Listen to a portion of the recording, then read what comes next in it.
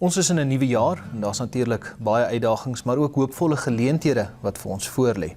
Dis ook hierdie tyd van die jaar wat ons moet fokus op risiko's wat ons bates en ons oeste nadelig kan beïnvloed. Om ons meer hiervan te vertel, gesels ek nou met Theo Potgieter, direkteur van versekering by Afgri. Theo, wanneer ons kyk na oesversekering, wat is die stappe wat 'n produsent moet neem sou daar iets met sy oes gebeur? Ons is in die nuwe jaar, daar's redelike dele van die land wat droë spelle ondervind het en haal wat voorkom. En ek wat die boer dadelik moet doen is, in die geval van haalversekering, kontak dadelik jou makelaar of jou versekeraar. Daar moet 'n taksateur uitgestuur word na die plaas toe om skade te ondersoek.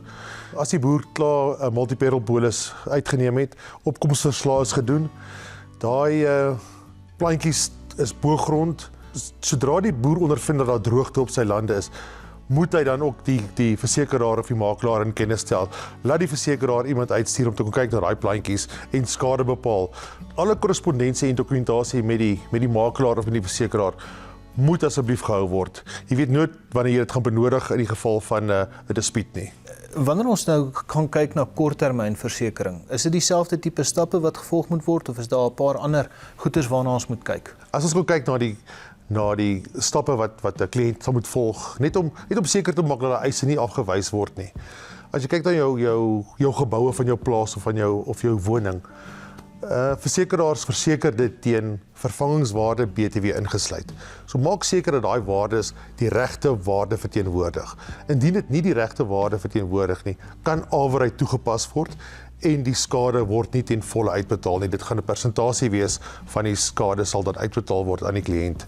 Inhoudversekering werk op dieselfde basis. Dit is jou vervangingswaarde BTW ingesluit.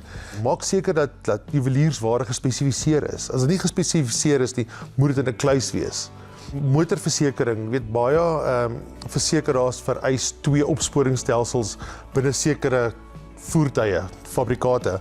Kom in kontak met jou makelaar of jou versekeraar. Maak seker dat jy die regte opsporingsstelsel binne in jou voertuig het. Indien die kliënt 'n eisvorm invul of 'n aansoekvorm invul, maak seker dat die inligting wat deurgegee word korrek is. As dit nie korrek is, kan ook lei tot 'n eis wat afgewys word. Indien daar 'n verlies by die huis is of 'n ongeluk is, gaan polisiestasie toe, maak 'n saaknommer oop, rapporteer dit. Want jou versekeraar gaan jou vra vir daai saaknommer in die geval van 'n eis wat toegedien word. Ja, dit klink vir my asof in hierdie aspek moet 'n mens maar 'n bietjie punt en nederigheid aan die dag lê. Ja, ons as Afgri makelaars is hier om ons kliënte by te staan en te help in die geval van 'n eis. So kontak ons as indien jy enige navraag het of hulp nodig het. Theo, baie dankie vir die goeie raad. Altyd lekker om met jou te gesels. Dankie Gerard, groete.